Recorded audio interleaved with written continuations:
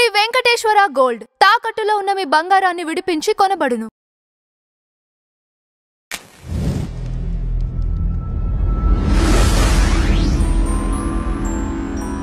ఇప్పుడు మీరు చెప్పిన వాదనలోనే చాలా వరకు కూడా వ్యతిరేకత వ్యక్తం చేసినవి చాలా కనపడుతున్నాయి. మీరు చూసుకోండి, మొత్తం సిస్టంలోనే వాళ్ళు ఈ విధంగా చేస్తున్నారు, ఇవి తప్పులు అని చెప్పేసి మీరే ఎత్తి చూపిస్తున్నారు. మళ్ళీ లౌకికవాదాన్ని మళ్ళీ మీరే చెబుతున్నారు. చెడు చేసేవాడిని చెడు వాడనే చెప్తా, వాడు చెడు దారిలో వెళ్తున్నాడనే చెప్తా. కానీ ఆ చెడుతనానికి కారణమే మతం కదా సార్. ఆ మతాన్ని ఎందుకు ఖండించాలి? నేను మతాన్ని ఎందుకు ఖండిలేదు? ఆ తప్పుల్ని ఖచ్చితంగా సంస్కరించాలని అంటున్నా కదా. ఖండికుండా పోయేది ఏముంది సార్? ఖచ్చితంగా ఖండిస్తున్నాం. ఒక హిందువుగా మేము కూడా ఖండిస్తుంది ఆ మత సిద్ధాంతాలనే కదా. మనుషుల్ని ఎప్పుడు చంపామా? చంపమని చెప్తున్నావా? మరి మా హిందుత్వవాదం ఎందుకు వ్యతిరేకం అవుతుంది? నేను హిందుత్వవాదాన్ని వ్యతిరేకియట్లేదు సార్. హిందుత్వం మాటను కొన్ని జరుగుతున్నాయి కొన్ని చోట్ల. కొన్ని వీడియోస్ వస్తుంటాయి సార్. ఆ వీడియోస్ అనే దానిలో కొన్నిట్లో నేను వ్యతిరేకిస్తా. ఇప్పుడు నేను కొన్ని చోట్ల నేనే ఒక వీడియోలో మాట్లాడాను. ఒక ముస్లిం మహిళ ట్రైన్లో పోతూ ఏదో టికెట్ లేదనో ఇంకోదానికో ఆమె కొడుతూ ఉంది. ఒక బెంగళూరులో ఒక టికెట్ అడిగితే అది కొట్టింది. అటువంటిది ఏ ముస్లిం వచ్చి ఖండిలేదు.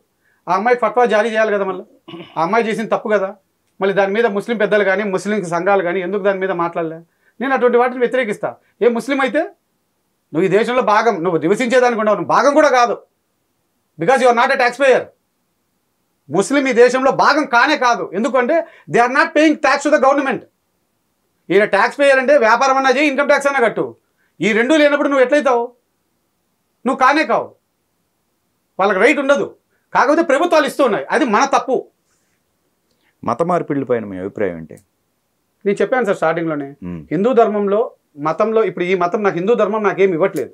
ఇప్పుడు లలిత్ గారు కూడా చెప్పారు ఏమని, గతంలో స్కూళ్ళు కాలేజీలు ఆసుపత్రులు దేవాలయాల తరపున అన్నీ జరుగుతూ ఉండేటివి, ఇప్పుడు ఎండోమెంట్స్ వచ్చిన తర్వాత ఇవన్నీ జరగట్లేదు అని.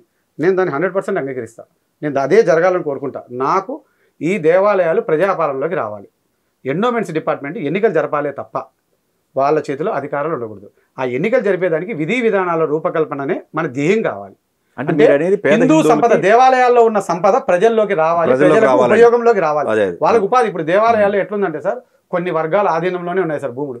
వందల సంవత్సరాల నుంచి 50 ఏళ్ళలో 60 ఏళ్ళలో 70 ఏళ్ళలో ఒక్కడో ఇద్దరో చేస్తూనే ఉంటాడు. వాడు భూమికి ఏడేది నాదేని కూర్చొని ఇప్పుడు అడ్డం తిరుగుతున్నాడు. కబ్జాలు అయిపోయినాయి. కబ్జా చేసినోడు ఎవడు? హిందువే. వేరే ముస్లిమో ఇంకో కూడా చేయలే, హిందువే చేసింది కూడా. మళ్ళీ దీన్ని మనం ఖండియం. ఎందుకంటే వాడు మనకి ఏడో ఒక చోట చుట్టమై ఉంటాడు. ఇవన్నీ ఎప్పుడు బయటకు వస్తాయి? ఇప్పుడు చాలామంది ఏం మాట్లాడతారంటే, కొద్దిమంది దళితులు మాకు ఈ దేవస్థానాల్లో మా భాగం ఎంతో చెప్పండి అని కింద కొన్ని కామెంట్లు చూశాను. అయ్యా, దేవస్థానాల్లో భాగాలు ఇవన్నీ అనేది రావు. ఇప్పటి నుంచి నువ్వు భాగం కా. 78 ఏళ్ల తర్వాత భాగాలు గీగాలు ఉండవు.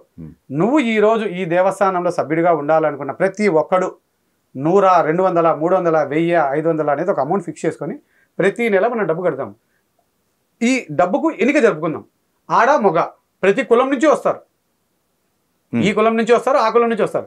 అట్లా ఒక ఎన్నికలు పెట్టుకొని 3 ఏళ్ల వరకు వీళ్ళు అధికారంలో ఉంటారు. ఈ 3 ఏళ్లలో ఈ కార్యక్రమాలు చేయాలి. ఆ తర్వాత వీళ్ళు ఎవరైతే వచ్చి ఉంటారో మళ్ళీ 20 ఏళ్ల వరకు వాళ్ళకి రాకూడదు. ఇంకొకటి, ఎందుకంటే అవకాశాలు అందరికీ రావాలి. అట్లా హిందుత్వంలో అవకాశాలు అందరికీ రావడం లేదు. ఒక్కడో ఇద్దరో పెత్తందారులు వాడు పెట్టుబడి పెట్టి కూర్చోంటాడు, ఇది నాదే. ఇప్పటికీ జరుగుతున్నది అదే. ఏ దేవస్థానాల్లో కూడా ఇదే జరుగుతుంది. ఒకడు పెట్టుబడి పెట్టి కూర్చోంటాడు.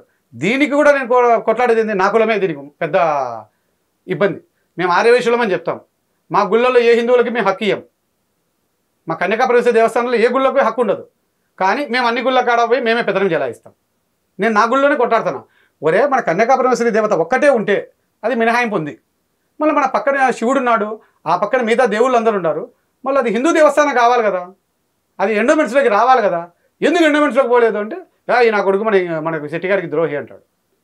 నేను ఎందుకు కొట్లాడుతున్నా? 20 ఏళ్ళగా ఒకడే, ఇంకోటికి 7. అన్ని చోట్ల, ఈ ఊరే కాదు ప్రతి ఊర్లో ఇదే జరుగుతుంది. అదే ఎండోమెంట్స్లోకి పోయిందనుకోండి, రేపటి రోజు ఇలాంటి వాళ్ళు ఇంకొకరు నాకు సపోర్ట్ వస్తారు. నేను వీళ్ళని సపోర్ట్ అడుగుతా. ఈ టర్మ్ నువ్వు రా, నెక్స్ట్ టర్మ్ నేను వస్తా, ఆ తర్వాత ఇంకొకటి వస్తాడు. అందరినీ కలుపుకోవచ్చు. నేను నా కులంలో కలుపుకోలేకపోతున్నాను. ఎందుకంటే ఆ డబ్బున్న వాళ్ళు మిగతా వాళ్ళందరినీ మొయ్యనీయడం లేదు. అందుకే ఈ దేవస్థానాలలో ఎన్నికలు జరిగితే రాజకీయాలు పుట్టింది, పరిష్కారాలు అన్నీ అక్కడే దేవస్థానాల ముందు. వీళ్ళ కాడ ఉన్న ఆస్తి ఎంత సార్? ప్రభుత్వం కాడ లేదు. దేవస్థానాల్లో ఉన్న ఆస్తి అంతా ఇంత కాదు. మనకున్న దేవస్థానాల్లో డబ్బులు మనకు వస్తే మనమే హాయిగా బతకచ్చు. ఎన్నో అవకాశాలు వస్తాయి. దీనికోసం పోరాడాలా అనేది నేను బయటకు వచ్చింది. అటువంటి చోటనే నాకు లలిత్ కుమార్ లాంటి వాళ్ళు కానీ మిగతా వాళ్ళు కానీ నాకు సహాయం కావాల్సింది ఏంది? అక్కడ ఎన్రోల్మెంట్ సిస్టాన్ని మనం పాటుపడదాం పట్టండి. ఎండోమెంట్స్ డిపార్ట్మెంట్ ఎన్నికలు జరపాలంతే. మున్సిపాలిటీలలో కమిషనర్లు ఆఫీస్ ఎట్లయితే ఉంటుందో ఆ కార్యాలయాల్లో ఆ దేవస్థానాల్లో వాళ్ళు ఆ విధంగానే ఉండాలి. మనమే ఓనర్లు కావాలి, మన మాటే నెగ్గాలి. ఈ విధానం కావాలి అనుకున్నప్పుడు మనందరం ఒక చోట కలిసి దీని మీద గవర్నమెంట్కి చెప్పి మాకు ఎన్నికలు జరపండి. నీకు ఏ దేవుడి మీద విశ్వాసం ఉంటే ఆ దేవుడికి కట్టు. ఎవరు అంటున్నారు? ఆ డబ్బులు బయటికి రావాలి కదా. మనం యూనిటీ లేం కాబట్టి ప్రభుత్వం అది నాది, మీరు కొట్లాడుకుంటున్నారు కాబట్టి నేనే కమిటీ వేస్తానా అని వాడు తింటా కూర్చున్నాడు. ఏకాభిప్రాయం లేకనే ఎండోమెంట్స్ ఉంది. ఏకాభిప్రాయం కోసం మనం పాటుపడాలి. అది ప్రతి కులం వాడికి రావాలి. దళితుడైనా సరే నువ్వు డబ్బు కడితేనే హక్కుదారుడు, నువ్వు డబ్బు కట్టకపోతే హక్కుదారుడు కాదు. నేను హిందువునంటే కుదరదు, నువ్వు డబ్బు కట్టు హక్కుదారుడిగా.